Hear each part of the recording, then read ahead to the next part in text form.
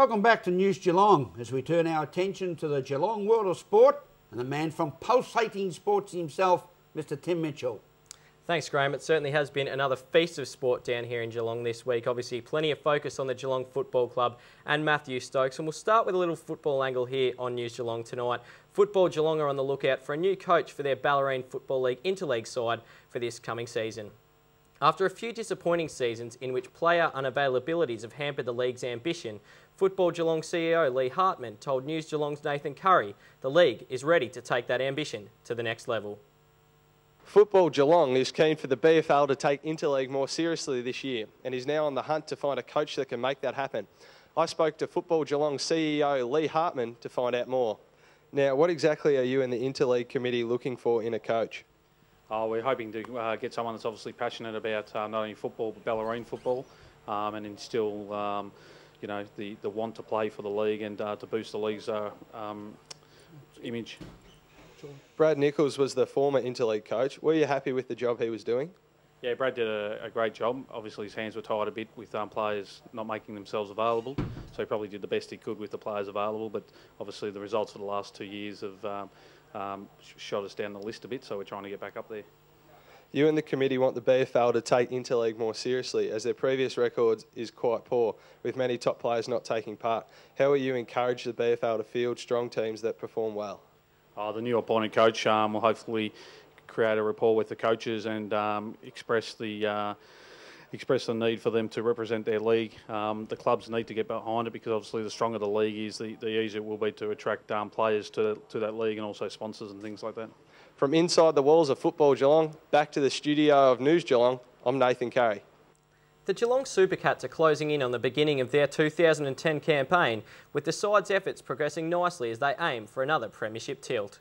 News Geelong's Jake Burke caught up with the Supercats General Manager David Hoey to discuss the Supercats' chances. So how are the Supercats shaping up for the new season? The season's coming along really well. The guys are training extremely hard. We've got some trial games coming up on the 20th of February and again on the 27th of February. So the side's shaping up very well. We've got our first import arriving on the 16th of February. So, yeah, coming along very well. Geelong Mayor Councillor John Michell has hailed the city's 70.3 triathlon held last Sunday as a major success. The event, which was taken out by Craig Alexander and Caroline Steffen in the women's event, gave Geelong the opportunity yet again to host some of the world's best athletes. Councillor Michell, it's been another great event for the Geelong community. What are your thoughts on today's Ironman triathlon?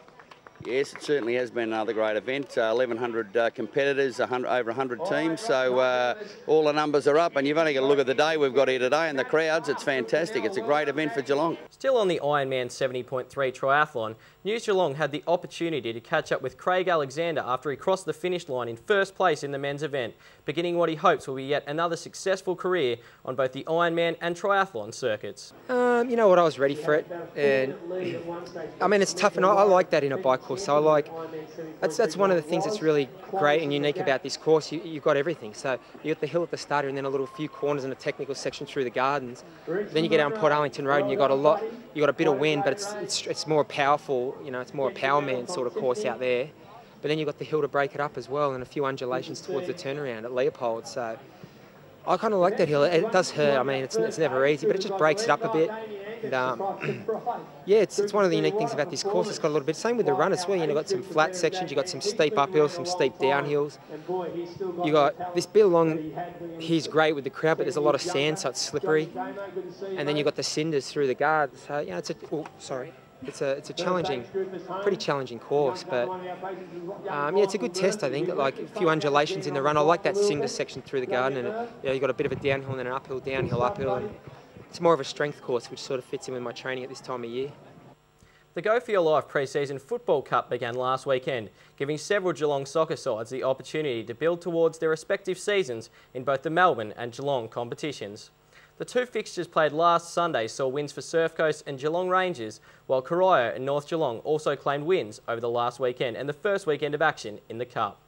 News Geelong had the opportunity to catch up with Rod van der Schijs, coach of the Geelong Rangers, to discuss his side's prospects for season 2010. Geelong Region Football Association's Go For Your Life Cup has begun, and I caught up with Geelong Rangers coach Rodney van der Schijs to discuss the reigning Premier's plans. You won the Cup last year, but you've lost several key players. So is this campaign about going back-to-back or blooding new players?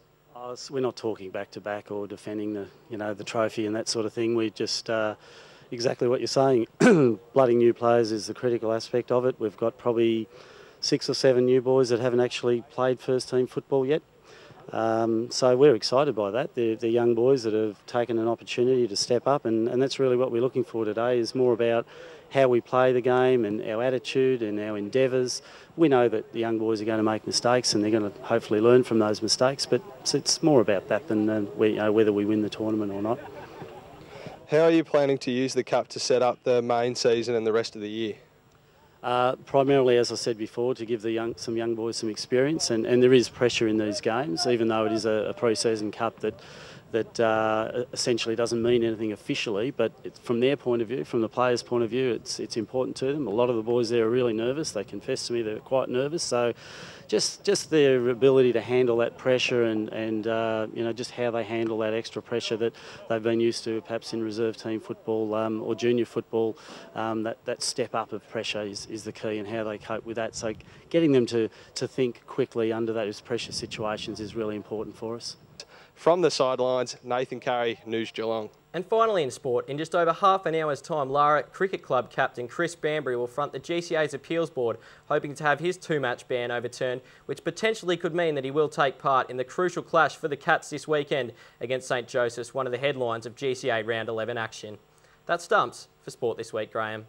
Thank you to the man from Pulsating Sports, Tim Michell. Now turning our attention to the world of local Geelong weather. Sparkling Larni Salathiel. Hot or cold for the next week, Larni? Well, we're due for a little bit of everything this week, as usual with Geelong weather, so let's take a look at the forecast. Tomorrow, cloudy, scattered showers and thunderstorms, a top of 28. Friday, cloudy, isolated showers, clearing during the afternoon, a maximum of 22. For the weekend, Saturday becoming cloudy with a maximum of 24. Sunday, partly cloudy, isolated showers and a top of 25. Next week for Monday, cloudy, isolated showers also with a top of 23. And for Tuesday, morning cloud, patchy drizzle during the morning with light winds and a top of 25. And today we had a partly cloudy day with some morning fog and isolated showers with a top of 27. And we are due for some thunderstorms this evening.